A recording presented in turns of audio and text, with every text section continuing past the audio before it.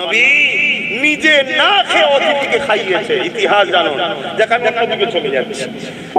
আমার রাসূল যখন বললেন, নবী পাকের সাথে 313 জন সাথ দিলেন। সেই 313 জনকে নিয়ে নবী রওনা দিলেন যে মদিনায় ঢোকার আগে আমরা দূরে বর্ডারে গিয়ে দাঁড়িয়ে থাকবো, ওদেরকে ওখানেই রুখবো, যাতে করে মদিনায় এসে তীর ধনুক বল্লম চালাবে, কোনো মহিলা, কোনো মা, কোনো বুড়ো বাপ কাউকে লেগে যেতে পারে, ক্ষতি হয়ে যাবে, আমরা ওখানে গিয়ে রুখবো। তাহলে সন্ত্রাস দলের টিমের লোক কত? 1000-এর ওপরে। তাদের ঘোড়া আছে, হাতি আছে, তীর বল্লম, সুসজ্জিত যোদ্ধা। আর নবীর অনুসারীরা, মুহাম্মদ রাসূলের সাথীরা নিরীহ খেটে খাটা মানুষ, গরিব মানুষ, পরনায় জামা কাপড় রয়েছে ছিঁড়া ফাটা, হাতে না তরোয়াল, না তীর, না বল্লম, খাজুরের ডাল দিয়েছে। ভাই এটা লড়াই হচ্ছে, এটা লড়াই হচ্ছে, এটা লড়াই নয়, এটা প্রেম ভালোবাসায় মানুষ জাতিকে, অসহায় গরিবকে বাঁচাবার জন্য নিজের জানকে কুরবান করতে যাওয়া। জোরে বলুন সুবহানাল্লাহ। লড়াইয়ের ময়দানে গেল, ওরা সুসজ্জিত যোদ্ধা নিয়ে এসে গেল। আবার রমজান মাস, 17 রোজায় রোজা রেখে আছে।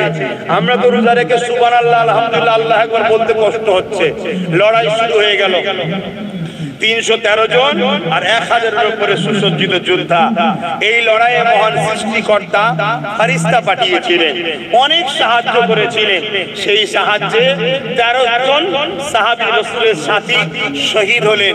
আর ওদিকে বড় বড় ইন্টারন্যাশনাল সন্ত্রাস, ইন্টারন্যাশনাল জালিম, আবু জেহেলের মতো সন্ত্রাস, জালিম শাসক, তাদেরকে চিরতরের মতো দুনিয়ার মুখ থেকে মুছে দিয়ে পৃথিবীর বুকে আমানের বাণী প্রতিষ্ঠিত শুরু হয়ে গেল। জোরে বলুন সুবহানাল্লাহ, আরো জোরে বলুন সুবহানাল্লাহ। তাহলে এই ছিল হচ্ছে বদর। আজকে রমজান মাসে আমরা শপথ নেব, 17 তারিখে আমরা সর্বসময় মজলুমের পাশে দাঁড়াবো। কথা দিচ্ছেন? জোরে বলুন, হাত তুলতে হবে, আপনারা মুখে বলুন মজলুমের পাশে দাঁড়াবেন। মজলুম বসেন তো, মজলুম বলতে যার উপরে অত্যাচার হয়, সে যদি হিন্দু হয় তার পাশেও দাঁড়াও। তাকে যদি কোনো নাহক করে মুসলমান অত্যাচার করে, ও মুসলমান হতে পারে না, তারপরও ওর সাইনবোর্ড যখন মুসলমান, তারপরও ওই মুসলমানের পাশে দাঁড়ানোর নাম ইসলাম নয়, মজলুমের পাশে দাঁড়ানোর নাম ইসলাম। জোরে বলুন সুবহানাল্লাহ। ইসলাম ওই পুঁথিগত ধর্মের নাম নয়, বাপ কি করেছে, দাদু কি করেছে, ওর নাম ইসলাম নয়। ইসলাম হলো কোরআন ও মুহাম্মদ রাসূলের জীবনীর নাম হলো ইসলাম। জোরে বলুন সুবহানাল্লাহ, আরো জোরে বলুন সুবহানাল্লাহ।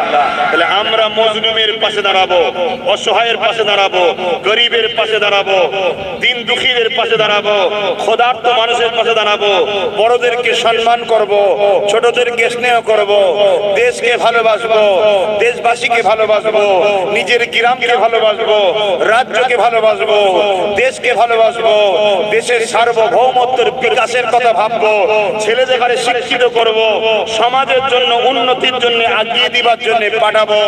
আমাদের মকসদ থাকবে এই সমাজকে ন্যায়, সত্য, ইনসাফ প্রতিষ্ঠিত করার জন্য। পাশে পাশে আমি মুসলমান, আমি নামাজ পড়ব, আমি মুসলমান, আমি রোজা রাখবো, আমি ইফতার মাহফিলও করব। তবে হ্যাঁ, আমি মুসলমান, ইফতার পার্টি করব না, ইফতার পার্টিতে যাব না। কি গো, একমত তো নাকি? আল্লাহকে সাক্ষী রেখে বলেন কারা একমত? ইফতার মাহফিল করব, ইফতার মাহফিলে যাব, ইফতার মাহফিলে দানও করব, কিন্তু ইফতার পার্টি, জোরে বলে ইফতার পার্টি হাত নামান। কেন বললাম? ইসলামকে আজও একদল মানবরূপী পশুরা মিটাতে চাইছে না, চাই নাই। ইসলামকে যারা মিটাতে চায় তারা হলো শাসকের নামে শোষক।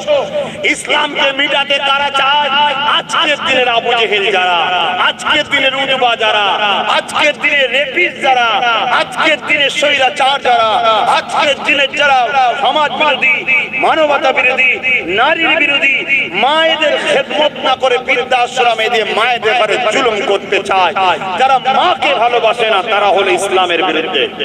এই কথা বুঝছেন না, বোঝেন না? তাহলে ইসলামের বিরোধীরা নানান সময় নানা রকম কৌশল করে অরিজিনাল ইসলাম থেকে মানুষকে সরিয়ে নকল ইসলাম দিবার জন্য প্ল্যান তৈরি করছে না, পারেনি। জোরে বলুন। তার একটা ষড়যন্ত্র হলো রোজার মাস এলে ইফতার পার্টি দেয়। কি দেয়? ইফতার পার্টি। ইফতার মাহফিল আর ইফতার পার্টির পার্থক্য আছে।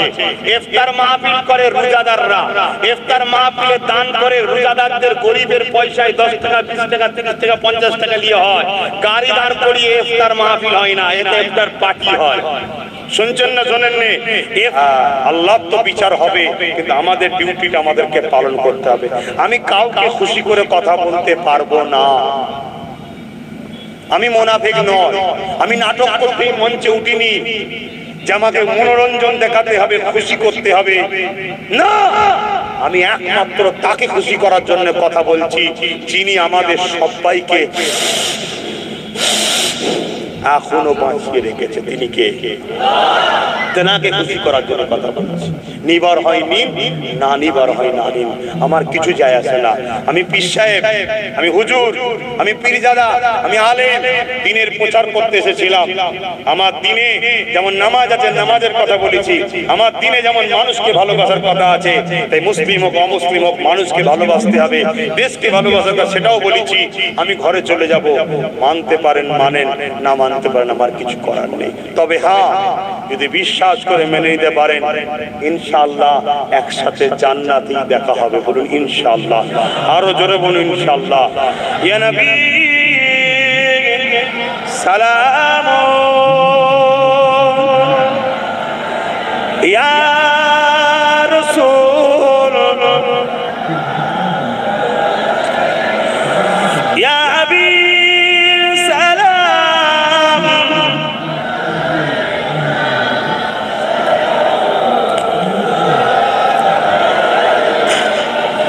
সময় খুব সংক্ষেপ, বসে যান, সময় খুব সংক্ষেপ। ভেতরে ভেতরে ইফতার দিয়ে দাও, আর বিসমিল্লাহ শরীফের সঙ্গে দরুদ শরীফ সূরা ফাতিহা ইখলাস শরীফ পড়ো। ইফতার দাও, মুখে কেউ কথা নয়, ইফতার দাও ভেতরে ভেতরে। আর মুখে দরুদ শরীফ, সুবহানাল্লাহ, আলহামদুলিল্লাহ, সূরা ইখলাস শরীফ, সূরা ফাতিহা শরীফ। যারা ভলান্টিয়ার রয়েছেন, খুতবা আহলে সুন্নাত ওয়াল জামাতের কর্মীরা, ইফতার দেন, ইফতার দেন, বসুন, ইফতার দেন। যারা আমাদের সঙ্গে রোজাদার আজকের এই ইফতার মাহফিলে এসেছেন, আমার ভাইদের কোন কর্মকাণ্ডে ব্যবহারে আপনারা যদি কেউ কষ্ট পান, আহলে সুন্নাত ওয়াল জামাত কমিটির পক্ষ থেকে সর্বভারতীয় সাধারণ সম্পাদক হিসাবে আমি ক্ষমা প্রার্থী। কেন ছেলেরা এমনি তো কাজ কারবার খুবই খারাপ, অভাবে সমাজ তৈরি হচ্ছে, এরপরও যতটা পেরেছে আপনাদের জন্য তাবারুকের ব্যবস্থা করেছে, ইফতারি ব্যবস্থা করেছে। এটা শুধুমাত্র আনন্দ। আমরা ছোটবেলায় মসজিদে যেতাম, আমি আমার কথা বলছি, মসজিদে যেতাম, ঘরে ভালো মন্দ ছেড়ে দিয়ে মসজিদে মুড়ি আর একটু ছোলা খাবার জন্য যেতাম। আনন্দ, এটা একটা আনন্দ। বাপ বেটাই বসে, তার আগে একটু বদরের ময়দানে দুটো কথা, হক না হকের দুটো কথা, দুটো না হককে চিনানো, হককে জানানো, দুটো কথা বললাম। আমার কথাতে ভাষাতে ব্যবহারে কেউ অখুশি হলেন, ভাই একটু আওয়াজ দিয়ে বলবেন অখুশি হয়েছে। তাহলে ভাই ন্যায়ের পক্ষে থাকবেন, সত্যের পক্ষে থাকবেন, গরিবকে ভালোবাসবেন।